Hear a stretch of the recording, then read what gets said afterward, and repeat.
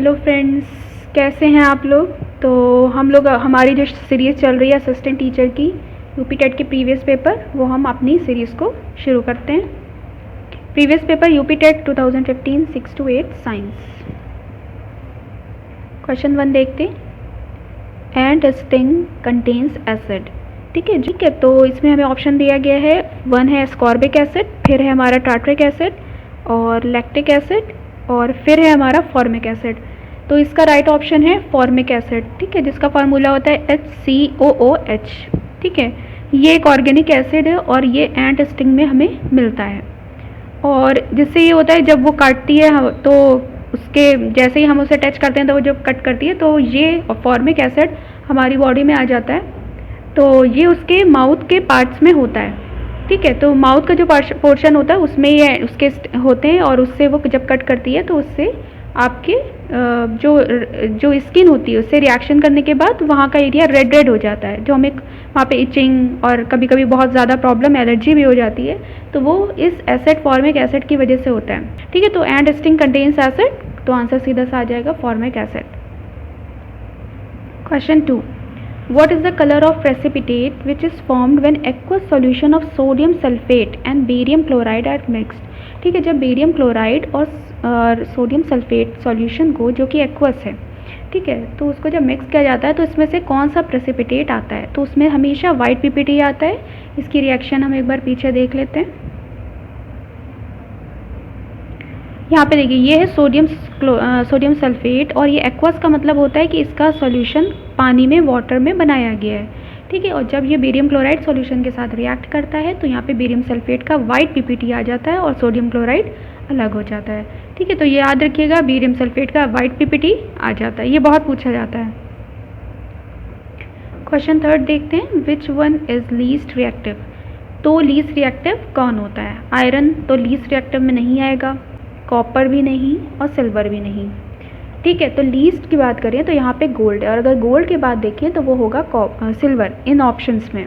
देखिए, गोल्ड इसीलिए ऑर्नामेंट्स में, ज्वेलरी में यूज़ की जाती है क्योंकि वो लेस रिएक्टिव होती है, वो हमारी स्किन से रिएक्शन नहीं करती। लेकिन अगर हम आयरन, कॉपर पहन लेते हैं तो वो हमारी स्किन से रिएक्शन कर लेती है। तो इसलिए लीस्ट रिएक्टिव पूछा है, तो गोल्ड रिएक्टिव होता है least. Question 4, which is not obtain by destructive distillation of coal. ठीक है, कोल का जब डिस्टिलेशन होता है डिस्ट्रक्टिव, तो उसमें कोल गैस बनती है, ऑब्टेन्ड होती है। अमोनिया लिक्विड भी होता है, कोल टार भी होता है। लेकिन पेट्रोलियम ऐसा है जो कि इस डिस्टिलेशन में नहीं बनता है, नहीं ऑब्टेन्ड होता है। ठीक है, तो क्वेश्चन 4 का राइट आंसर है option 2। Question 5, the main function of phloem in plants. देखिए, 2 टिश्यूज़ होते हैं, एक जाइलम और एक फ्लोएम। जाइलम का काम होता है वाटर एंड मिनरल्स को ट्रांसपोर्ट करना, और फ्लोएम का काम होता है फूड को ट्रांसपोर्ट करना। ठीक है, तो इसमें से ऑप्शन देखते हैं। Translocate food material, repair injured parts, तो ये तो नहीं है। ट्रांसपोर्ट वाटर भी नहीं है, हेल्प इन ट्रांसपिरेशन भी नहीं है। तो सीधा सा हमारा फर्स्ट ऑप्शन बचता है ट्रांसलोकेट फूड मटीरियल। तो क्वेश्चन 5 का राइट आंसर होता है translocate food materials. Question 6, recently discovered most stable allotropes of carbon. देखिए, कार्बन के एलोट्रॉप्स हम लोग पढ़ चुके हैं कि डायमंड और ग्रेफाइट इसके एलोट्रॉप्स होते हैं, लेकिन यहाँ पे पूछा है रिसेंटली डिस्कवर्ड, तो वो राइट आंसर है हमारा कार्बन 60। कार्बन 60 को रिसेंटली डिस्कवर्ड किया गया है। ओके, क्वेश्चन 7 देखें। Which among the following is amphoteric oxides. Amphoteric का मीन होता है कि उसके अंदर एसिड प्रॉपर्टी भी हो और बेसिक प्रॉपर्टी भी हो, तो उसको नाम दिया जाता है, क्या दिया जाता है, एम्फोटेरिक। ठीक है, कुछ होते हैं जो बेसिक ऑक्साइड्स होते हैं, कुछ होते हैं जो एसिड ऑक्साइड्स होते हैं, लेकिन कुछ होते हैं जो कि इनमें दोनों कैरेक्टर होते हैं। तो जब दोनों कैरेक्टर होते हैं तो उन्हें कहा जाता है एम्फोटेरिक। ठीक है, तो एम्फोटेरिक ऑक्साइड्स जो हैं, तो इसमें से ऑप्शन हम देखते हैं कौन है। फर्स्ट ही ऑप्शन हमें मिल जाता है, SnO2 जो है वही हमारा एम्फोटेरिक ऑक्साइड है। ठीक है, क्वेश्चन 8, इन फिकस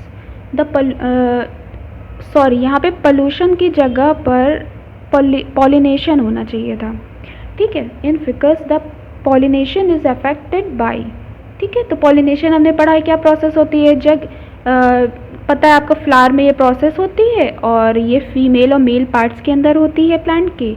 ये हमारा फीमेल पोर्शन बना और ये हमारा मेल पोर्शन बना। तो जब पॉलन ग्रेन इस पोर्शन के यानी कि फीमेल के स्टिग्मा तक पहुंचते हैं, एंथर से स्टिग्मा पर पहुंचते हैं, तो उसे पॉलिनेशन प्रोसेस कहते हैं। ठीक है, अब पॉलिनेशन किसके थ्रू हो रहा है, वाटर के थ्रू हो रहा है कि बर्ड्स के थ्रू हो रहा है कि एयर के थ्रू हो रहा है। ठीक है, तो यहाँ पे फिकस पॉलिनेशन जो है वो हमेशा इंसेक्ट्स के थ्रू होता है। ठीक है, तो ये आप लोग याद रखिएगा कि इसमें पॉलिनेशन इंसेक्ट्स के थ्रू हो रहा है। तो क्वेश्चन 8 का राइट आंसर है इंसेक्ट्स। क्वेश्चन 9 की बात करते हैं, which is vestigial organ in man. तो फर्स्ट ऑप्शन है pinna muscle, pinna, allium, teeth. तो देखिए ये तो वेस्टिजियल नहीं है, ये हमारे पूरे हमें मिल रहे हैं, लेकिन जो पिन्ना मसल्स होती हैं वो हमारा वेस्टिजियल ऑर्गन के अंदर आता है। जैसे वर्मीफॉर्म अपेंडिक्स भी हमारे वेस्टिजियल ऑर्गन में आती है, तो उसी तरह ये पिन्ना मसल भी हमारे किस में आते हैं, वेस्टिजियल ऑर्गन में आते हैं, जो कि पहले प्रॉपरली वर्क करते थे, पहले उनका यूज़ था, लेकिन टाइम रहते रहते आगे बढ़ते बढ़ते इनका यूज़ ख़त्म हो गया और अब ये एक हमारे लिए वेस्टिजियल ऑर्गन की तरह रह गए हुए हैं। हिंदी में कहें तो अवशेषी अंग। ठीक है, क्वेश्चन 9 का राइट आंसर है pinna muscles. Question 10, which organ is not helpful in respiration in mammals. तो फर्स्ट ऑप्शन है रिब्स, एब्डोमिनल मसल्स, डायफ्राम, लैरिंग्स। तो देखिए जो हमारी बॉडी होती है उसमें दो तरह की कैविटीज़ होती हैं। ठीक है, ये डायफ्राम है और ये जो ऊपर की बॉडी होती है ये एक कैविटी के अंदर रहती है, इसको नाम दिया जाता है थोरैसिक कैविटी। और जो डायफ्राम के नीचे का पोर्शन होता है उसे कहा जाता है एब्डोमिनल कैविटी। ठीक है, दो कैविटी के अंदर हमारे ऑर्गन्स होते हैं। तो यहाँ पे बात इन्होंने की कि जो रेस्पिरेशन है उसमें क्या हेल्पफुल नहीं है। तो देखिए रिब्स भी हेल्पफुल हैं, एब्डोमिनल मसल्स यानी कि डायफ्राम के पास ही मसल्स हैं तो ये भी हमारी हेल्पफुल हैं, डायफ्राम तो है ही है, लेकिन जो लैरिंग्स है उससे हमें कोई मदद नहीं मिलती, कोई भी हेल्प रेस्पिरेशन में नहीं मिलती, यानी कि हमारा राइट ऑप्शन हो गया 4। क्वेश्चन 10 का राइट आंसर होता है option 4, लैरिंग्स। Question 11, thromboplastin required for blood clotting is secreted bye. जो थ्रोम्बोप्लास्टिन होती है जो कि ब्लड क्लॉटिंग के लिए रिक्वायर्ड होती है, ये किससे सेक्रीट होती है, एरिथ्रोसाइट से, प्लेटलेट से, मोनोसाइट से या लिम्फोसाइट से। तो ये सेक्रीट होती हैं हमारी प्लेटलेट से, तो इसका राइट आंसर होता है platelets. Thromboplastin required for blood clotting in secreted by platelets, तो इसका राइट आंसर है प्लेटलेट्स। क्वेश्चन 11 का राइट आंसर है ऑप्शन 2, प्लेटलेट्स। क्वेश्चन 12 देखते हैं, entamoeba histolytica cause which of the following disease. First option है मलेरिया, डिसेंट्री, टाइफॉइड, जॉइंटिस। देखिए entamoeba histolytica ये हमारे फाइलम प्रोटोजोआ में आते हैं और इससे क्या हो जाता है, डिसेंट्री हो जाती है, तो हमें राइट आंसर होता है इसका dysentery. Question 13, disease causing agent is known as. तो इनको नाम दिया जाता है, फर्स्ट ऑप्शन है सेक्रेटिन, तो ये रॉन्ग है, प्रोलैक्टिन भी नहीं, अमाइलेज भी नहीं, पाथोजन राइट आंसर है। डिसीज कॉजिंग एजेंट को क्या कहा जाता है, पाथोजन कहा जाता है। ऑप्शन 13 का राइट आंसर है pathogen. Question 14, in food chain herbivores are. Herbivores क्या होते हैं, जो प्लांट्स को खाते हैं। ठीक है, तो इसमें ऑप्शन है primary producers, consumers, secondary consumers and decomposers. तो ये ऑप्शन हमारा राइट होता है, हमारा ऑप्शन राइट होता है प्राइमरी कंज्यूमर्स। क्वेश्चन 14 का राइट आंसर है primary consumers. Question 15, symbiotic association of algae and fungi is funaria, lichen, marchantia, riccia. तो राइट आंसर है लाइकेन। ठीक है, सिम्बियोटिक एसोसिएशन जो एल्गी और फंजाई के बीच में होता है उसे लाइकेन कहा जाता है। क्वेश्चन 16 की बात करते हैं, underground animals to be protected in terrarium, vivarium, aquarium and zoo. तो फर्स्ट ऑप्शन यहाँ पे आ जाता है terrarium. Question 17, two magnetic lines of force intersect at the neutral point. Wrong है, इंटरसेक्ट नियर द नॉर्थ और साउथ पोल, ये भी रॉन्ग है। कैनॉट इंटरसेक्ट एट ऑल, फिर है intersect according to the position of the magnet. तो आपका जो क्वेश्चन 17 है उसका राइट आंसर है third, cannot intersect at all. Question 18, for which colour of light the focal length of lens will be maximum. तो हमेशा रेड लाइट के लिए फोकल लेंथ मैक्सिमम होती है। ठीक है। Question 19, 100 Newton force is applied perpendicularly on the surface of a 10 centimeter square. The pressure on that surface will be. ठीक है, तो इसका जो आंसर है वो हमारा फर्स्ट ऑप्शन है 1 × 10⁵ न्यूटन पर मीटर स्क्वायर, और इसे हम सॉल्व करके नेक्स्ट स्लाइड में देखते हैं। तो देखिए आपका फोर्स 100 न्यूटन दिया है, एरिया 10 सेंटीमीटर स्क्वायर दिया है, और यहाँ पे P यानी कि प्रेशर को पूछा गया है। तो P = होता है F/A, फोर्स अपॉन एरिया। जब हम इस यूनिट्स को सबको रखेंगे, लेकिन हमारी यहाँ जो यूनिट है वो सेंटीमीटर स्क्वायर में है, तो उसको जब हम चेंज करेंगे मीटर स्क्वायर में तो हमारा आंसर हो जाएगा 1 × 10⁵ newton per metre square. Question 20, if the kinetic energy of a body is increase by 0.1%, then increase in the momentum will B.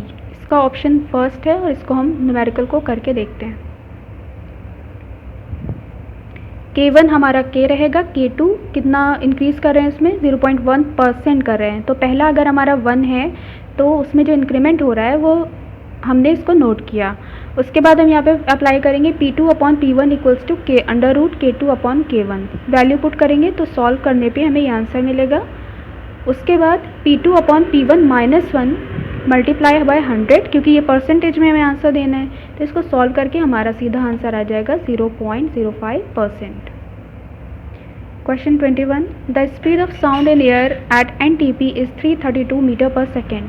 If air pressure becomes 4 times then the speed of sound will be. तो देखिए जब भी यहाँ NTP की बात की गई है तो यहाँ पे जो टेम्परेचर दिया जाएगा वो हमेशा 273 केल्विन टेम्परेचर दिया जाएगा, और इन्होंने टेम्परेचर के चेंज करने की कोई भी बात नहीं की है, यानी कि यहाँ पे टेम्परेचर यही रहेगा, यानी कि कांस्टेंट टेम्परेचर रहेगा। तो जब भी कांस्टेंट टेम्परेचर होता है तो उसमें क्या होता है कि यहाँ पे वैरी होने पर भी, प्रेशर चेंज होने से स्पीड ऑफ साउंड पे कोई भी इफेक्ट नहीं आता है। इसलिए जितना पहले स्पीड ऑफ साउंड था उतना ही बाद में भी रहेगा, इसीलिए आंसर क्या हो जाएगा 332 metre per second. Option 2 right है इसका।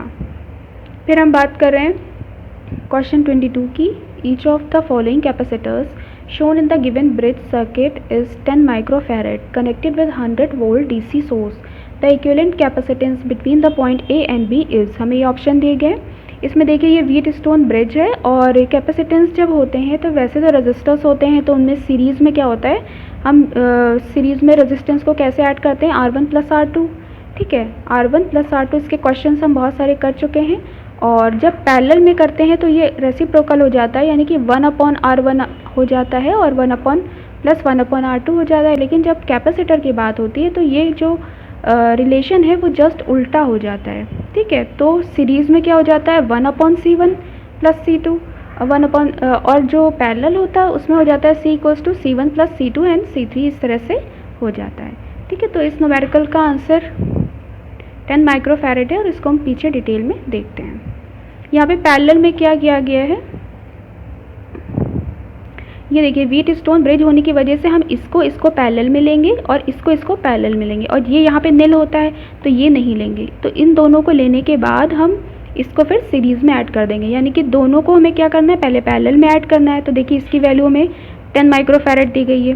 ठीक है, तो इनको पहले ऐड करना है। तो 10 और 10 क्योंकि पैरेलल में है इसलिए सीधा सीधा ऐड हो जाएंगे 20, और ये भी 10 और 10 क्या हो जाएगा 20 हो जाएगा। फिर 20 को हम सीरीज़ में कर लेंगे और फिर उसे सॉल्व करके आंसर आ जाएगा। तो देखिए पहले पैरेलल में लिया 10 10 20 माइक्रोफैरड 20 माइक्रोफैरड, फिर इसको फाइनली सीरीज़ में लेंगे तो 1/20 + 1/20 जब सॉल्व करेंगे तो फाइनली आएगा 10 माइक्रोफैरड।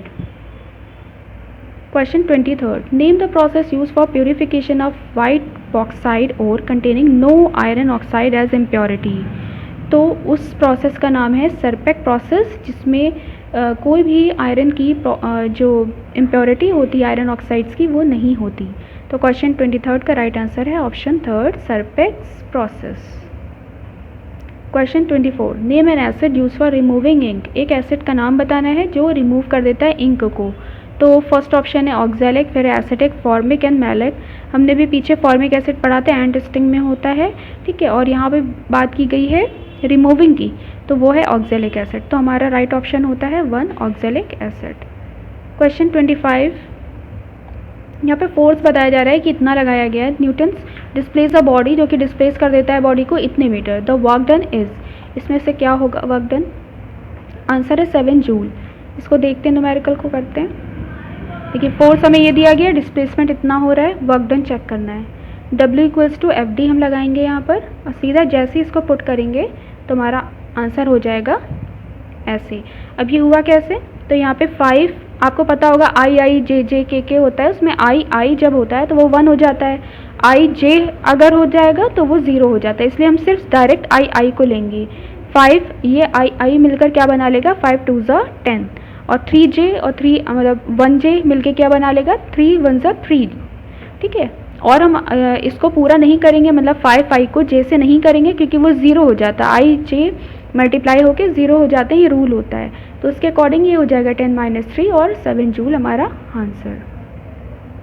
ये वेक्टर स्केलर से क्वेश्चन था आपका, इंटर की 12th क्लास में है। अब क्वेश्चन 26 लेते हैं। The temperature at which ferromagnetism vanishes and substance becomes paramagnetic is called. ठीक है, तो ऐसा टेम्परेचर बताना है, वो टेम्परेचर क्या कहलाता है, हमारा क्यूरी टेम्परेचर कहलाता है, जिसमें क्या हो जाता है, फेरोमैग्नेटिज्म ख़त्म हो जाता है और सब्सटेंस पैरामैग्नेटिक में चेंज हो जाता है। तो वो टेम्परेचर को एक स्पेशल नाम दे दिया गया, वो क्या है, क्यूरी टेम्परेचर। ओके, तो अपना क्लास हम यहीं पे ख़त्म करते हैं इस वीडियो को, और आप लोग ऐसे ही हमारी वीडियो शेयर करते रहिए, लाइक करते रहिए। Thank you so much.